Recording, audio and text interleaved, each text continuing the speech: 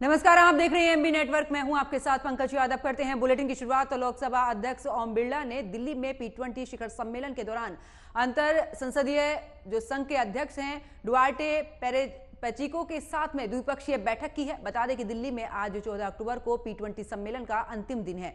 P20 शिखर सम्मेलन का आयोजन द्वारका के India international convention and expo centre में किया गया है। लगभग 27 देशों से वहां की संसद के स्पीकर और संसदीय प्रतिनिधि इस सम्मेलन में हिस्सा ले रहे हैं। सभी मेहमानों और गणमान्य व्यक्तियों के लिए अलग अलग होटलों में ठहरने की भी व्यवस्था की गई है।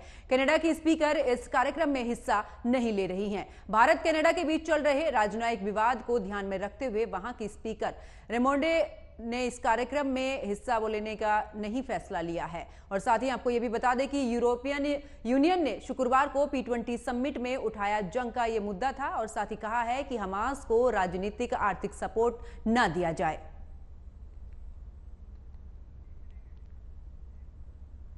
खबरों में आगे बात करते हैं, जहां पर उत्तर प्रदेश के लखनऊ में मुख्यमंत्री योगी आदित्यनाथ ने मिशन शक्ति अभियान के चौथे चरण के तहत महिला सशक्तिकरण रैली का शुभारंभ किया है। सीएम योगी ने संबोधित करते हुए कहा है कि महिला संबंधी अपराध को नियंत्रित करने और अपराध करने वाले अपराधियों को दंडित करवाने में उत्तर प्रदेश देश में अग्रणी राज्यों में आज देखा जा रहा है। मिशन शक्ति अभियान की सफलता का ही परिणाम है कि आज भारत सरकार ने भी महिला सुरक्षा के लिए चलने वाले अभियान का नाम मिशन शक्ति रखा है।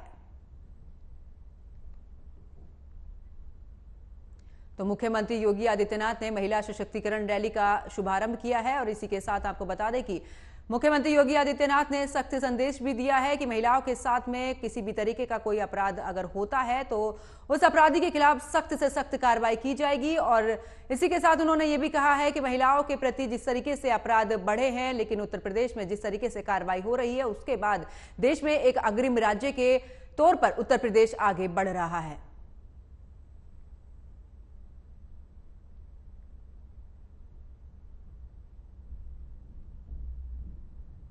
ही महिला संबंधी अपराध को नियंत्रित करने में और अपराध करने वाले अपराधियों को दंडित करवाने में उत्तर प्रदेश देश के अंदर अग्रणी राज्यों में आज देखा जा रहा है।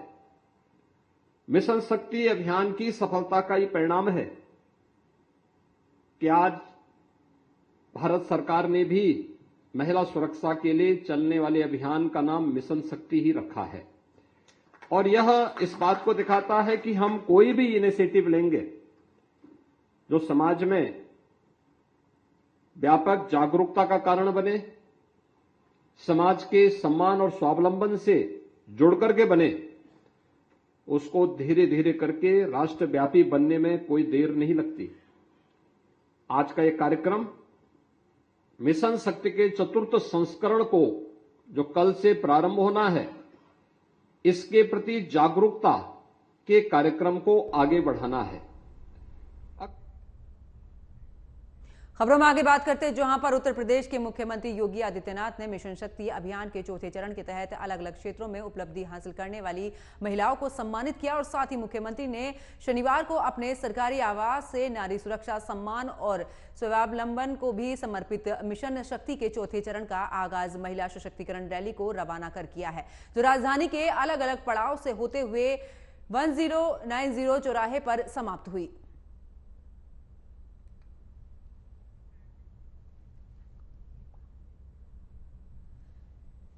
तो मिशन शक्ति 4.0 का आगाज हुआ है। आपको बता दें कि मुख्यमंत्री योगी आदित्यनाथ ने महिलाओं को सम्मानित किया है। इसी के साथ आपको ये भी जानकारी दे दें कि ये जो रैली निकाली गई है ये अलग अलग एरिया से निकलेगी, जहां पर महिला सशक्तिकरण रैली को खुद मुख्यमंत्री योगी आदित्यनाथ ने रवाना किया था। और मिशन शक्ति 4.0 का जो है वो आगाज हो चुका है।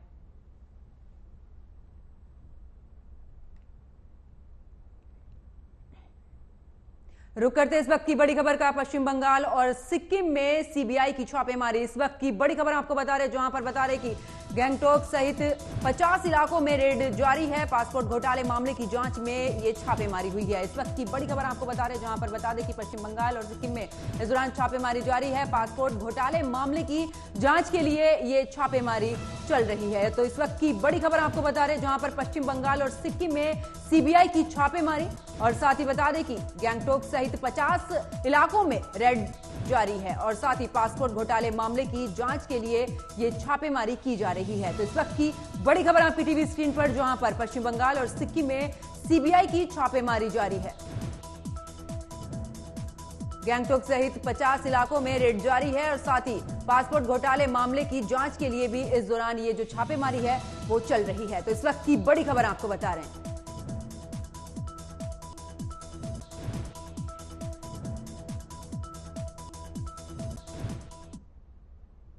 खबरों में आगे बात करते हैं, जहां पर शनिवार को ऑपरेशन अजय के तहत तेल अवीव से 235 भारतीय नागरिकों को लेकर दूसरी उड़ान दिल्ली हवाई अड्डे पर पहुंची है। लौटने वाले भारतीय नागरिकों ने अपना आभार व्यक्त किया है, और साथ ही उन्होंने भारत सरकार के प्रधानमंत्री नरेंद्र मोदी और विदेश मंत्रालय को भी धन्यवाद दिया है।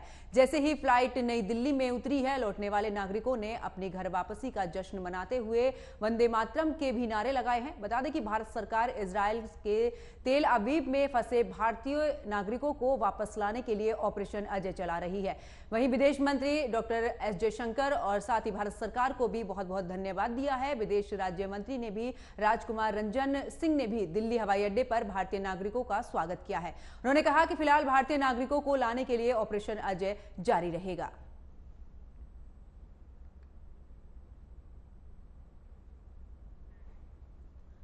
तो इजराइल में जिस तरीके से भारतीय नागरिक वहां पे फंसे हुए थे, उसको लेकर अब भारत सरकार ने ऑपरेशन अजय चलाया है, जिसके तहत इजराइल से भारतीय नागरिकों को भारत वापस बुलाया गया है। और जैसे ही नई दिल्ली में ये फ्लाइट उतरी है, उसके बाद से वहां पर आए भारतीयों ने भारत सरकार के साथ में विदेश मंत्रालय का भी इस दौरान आभार व्यक्त किया है।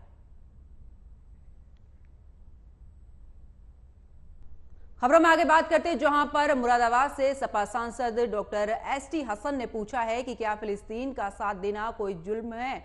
दरअसल आपको बता दें कि एएमयू में हुई नारेबाजी पर अपनी प्रतिक्रिया देते हुए सपा सांसद ने यह भी कहा है कि देखिए, अलीगढ़ के बच्चों ने फिलिस्तीन का साथ देने के लिए एक जुलूस निकाला। वो इस गलतफहमी में थे कि हम एक डेमोक्रेटिक कंट्री में रहते हैं, जिसमें हर किसी को अपनी जो जायज आवाज है उसे उठाने का हक है, जिसमें बोलने पर कोई भी पाबंदी नहीं है। क्या फिलिस्तीन का साथ देना कोई जुर्म है? तमाम दुनिया फिलिस्तीन के साथ खड़ी है, इस्लामिक वर्ल्ड साथ खड़ा है, रूस खड़ा है, चीन खड़ा है। हिंदुस्तान में अभी 4 दिन पहले ही अपना मौखिक ये दौरान बदला है, तो क्या सारे लोग पर केस चलना चाहिए? हमें अफसोस होता है कि इस बात पर भी देश प्रजातंत्र से बहुत दूर जा रहा है।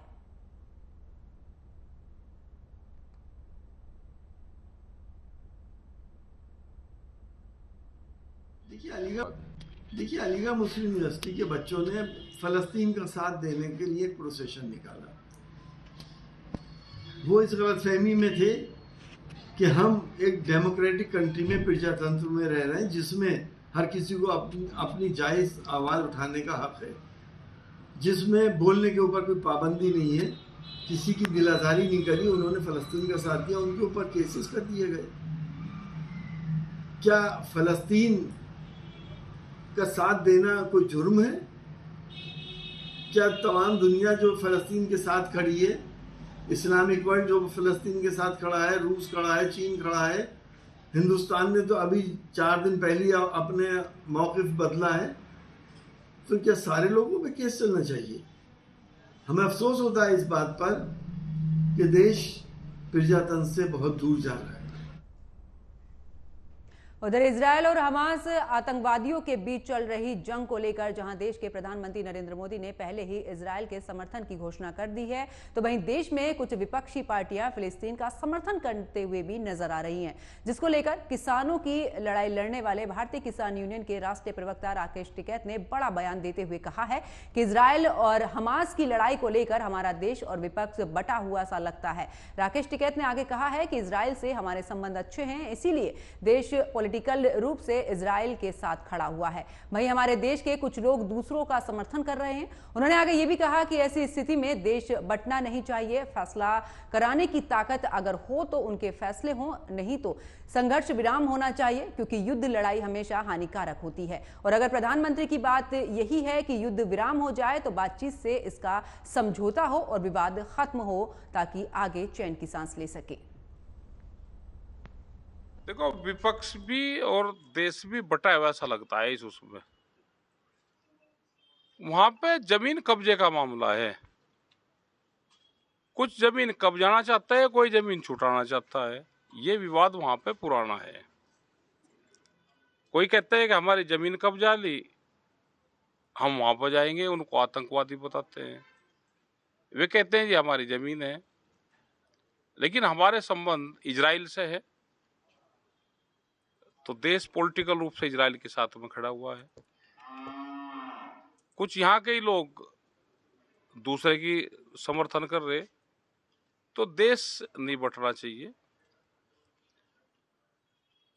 फैसला करवाने की ताकत अगर हो तो उनके फैसले हों और संघर्ष विराम होना चाहिए, क्योंकि युद्ध हमेशा लड़ाई हानिकारक होती है। अगर प्रधानमंत्री जी की बात यह है कि युद्ध विराम हो जाए, बातचीत से उनका समझौता हो और खत्म हो, तो करवानी चाहिए। इजराइल और हमास की जंग के बीच में यूपी के लखीमपुर खीरी से भी हैरान कर देने वाला एक मामला सामने आया है, जहां पुलिस लाइन में तैनात एक कांस्टेबल का फिलिस्तीन के लिए फेसबुक के जरिए चंदा मांगने का स्क्रीनशॉट जमकर वायरल हो रहा है। कांस्टेबल को सुरक्षा को ध्यान में रखते हुए इस दौरान ड्रोन उड़ाने की जिम्मेदारी दी गई है। उसकी हरकत से पुलिस महकमे में हड़कंप मचा हुआ है। कांस्टेबल का नाम सोहेल अंसारी बताया जा रहा है।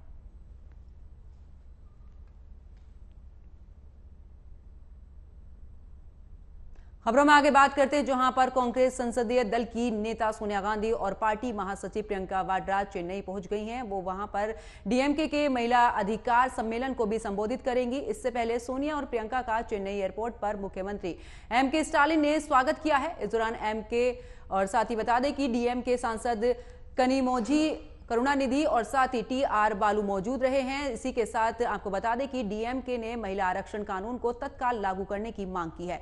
इसको लेकर महिला अधिकार सम्मेलन का आयोजन किया गया है, जिसमें देश के तमाम अग्रणी महिला नेताओं को अपनी बात रखने के लिए आमंत्रित किया गया है।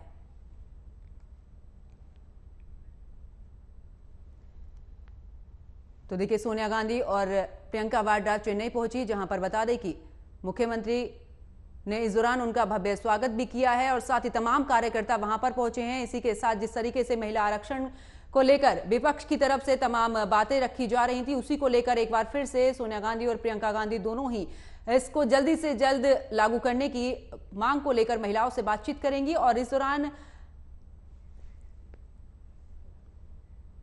खबरों में आगे बात करते हैं, जहां पर मध्य प्रदेश विधानसभा चुनाव के लिए कांग्रेस पार्टी उम्मीदवारों की पहली लिस्ट 15 अक्टूबर को जारी करेगी। कांग्रेस नेता रणदीप सिंह सुरजेवाला ने यह जानकारी साझा की है।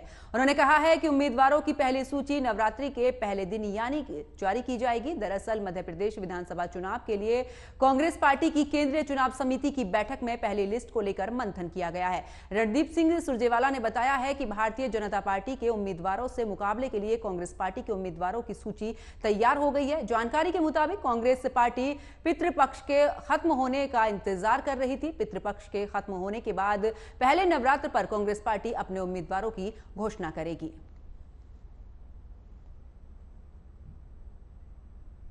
खबरों में आगे बात करते हैं, जहां पर राष्ट्रीय स्वयंसेवक संघ के सर संचालक मोहन भागवत ने आज से जम्मू कश्मीर की 3 दिवसीय यात्रा पर हैं। यहां पर अपनी यात्रा के दौरान संगठन के कार्यों के विस्तार के दौरान वो चर्चा करेंगे। दरअसल मोहन भागवत की केंद्र शासित प्रदेश की यात्रा संगठन के कार्यों की समीक्षा के लिए हो रही है। इसमें देश भर के आरएसएस नेता शामिल होंगे और साथ ही भागवत का जम्मू के एक प्राचीन मंदिर में जाकर पूजा अर्चना करने का भी कार्यक्रम है। वहीं अपने दौरे के दौरान वो आज केंद्र शासित प्रदेश के संगठन के कामकाज और उनके द्वारा संचालित गतिविधियों की समीक्षा कर कार्यकर्ताओं की एक बैठक की अध्यक्षता भी करेंगे। इसके बाद वो 15 अक्टूबर को कठुआ जिले में एक समन्वय बैठक की अध्यक्षता करेंगे। इसके बाद एक स्टेडियम में स्वयंसेवकों की एक सभा को भी संबोधित करेंगे।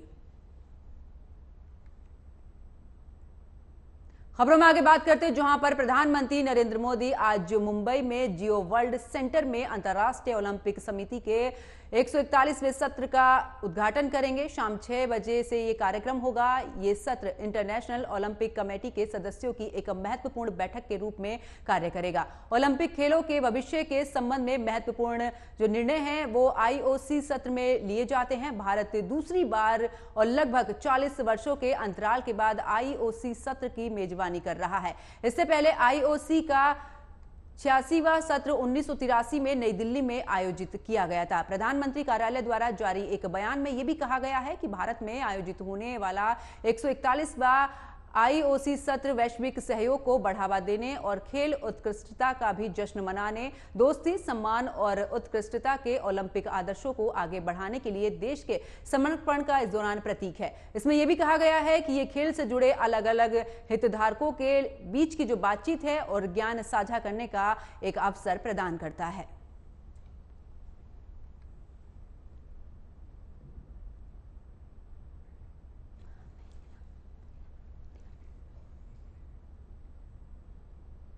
खबरों में आगे बात करते हैं, जहां पर केंद्रीय गृह मंत्री अमित शाह 3 दिन के गुजरात दौरे पर है। इस दौरान वो अलग अलग कार्यक्रमों में भी शिरकत करेंगे। यात्रा के दूसरे दिन आज 14 अक्टूबर को ICC वर्ल्ड कप के भारत पाकिस्तान मैच के साथ कुलदेवी के दर्शन और गरबा आयोजनों में भी शामिल होंगे। विश्व कप के महामुकाबले के इस दौरान दोनों टीमें अहमदाबाद पहुंच चुकी हैं। गृह मंत्री पूर्व में भी गुजरात क्रिकेट एसोसिएशन के प्रशासक रह चुके हैं और साथ ही दुनिया के सबसे बड़े क्रिकेट स्टेडियम में पहली बार भारत पाकिस्तान के बीच भिड़ंत होगी। अहमदाबाद की धरती पर पाकिस्तान की टीम 11 साल के बाद पहुंची है। ऐसे में स्थानीय दर्शकों में इस मुकाबले को लेकर काफी ज्यादा जोश नजर आ रहा है। मैच से पहले एक कल्चर इवेंट भी रखा गया है। इसमें मशहूर गायक अरिजीत सिंह और इस दौरान वो अपनी प्रस्तुति देंगे।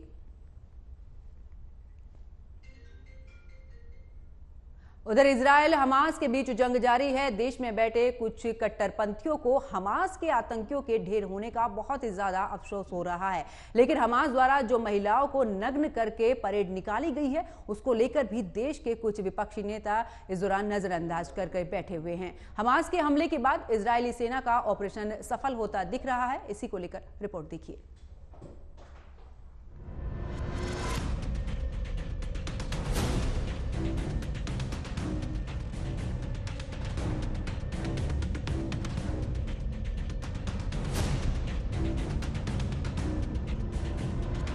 जिहाद के नाम पर कत्लेआम और बर्बरता की भयावह तस्वीर दुनिया को दिखाने वाले आतंकी संगठन हमास गाजा में जो मंजर दुनिया के सामने पेश कर रखा है, उसकी बौखलाहट संयुक्त राष्ट्र से लेकर मुस्लिम देशों के संगठन IOS तक साफ देखी जा रही है।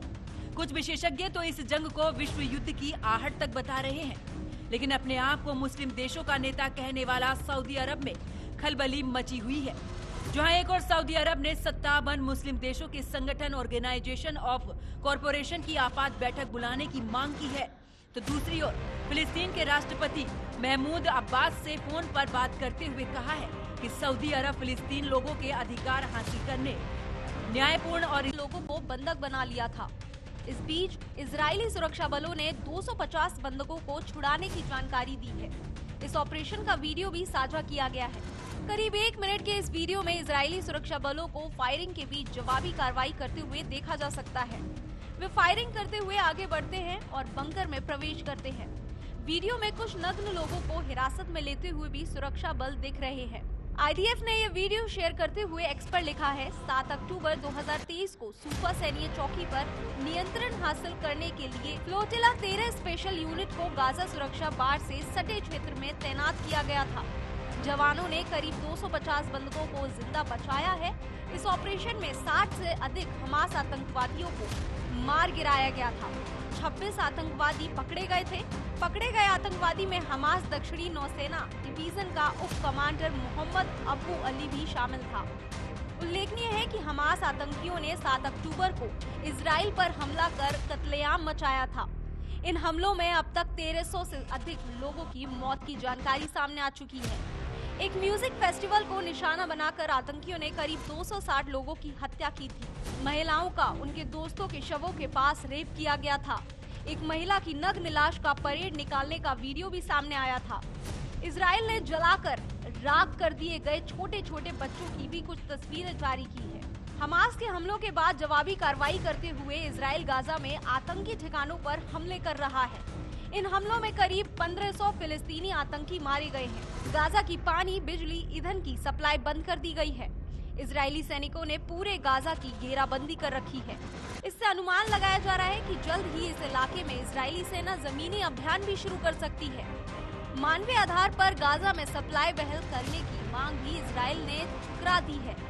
इजराइल के रक्षा मंत्री याकोब गैलेंट ने कहा था, गाजा को मानवीय मदद, जब तक इजरायली बंधक वापस नहीं आते तब तक ना ही कोई बिजली का स्विच ऑन होगा, ना ही किसी पानी के पाइप को खोला जाएगा और ना ही किसी भी तेल का टैंकर गाजा में घुसेगा। मानवता मानववादियों के लिए है, हमें कोई नैतिकता का पाठ नहीं पढ़ाए। जवाबी कार्रवाई में इजराइल का हमला भारत में रह रहे हर एक इंसान को दिख रहा है, लेकिन हमास द्वारा जो महिलाओं के रेप किए गए, नग्न करके परेड निकाली, सर काट के हाथ में लेकर अल्लाहू अकबर करके घूमे, वो किसी को आखिर क्यों नहीं दिखता। देश में अपने एसी वाले ऑफिस में बैठे कुछ विपक्ष नेता हमास के कट्टरपंथी आतंकी का खुला समर्थन कर रहे हैं। उन आतंकवादियों का जिन्होंने सुबह के तड़के 4 बजे बमबारी और हमले की शुरुआत की। Bureau report, AMV network.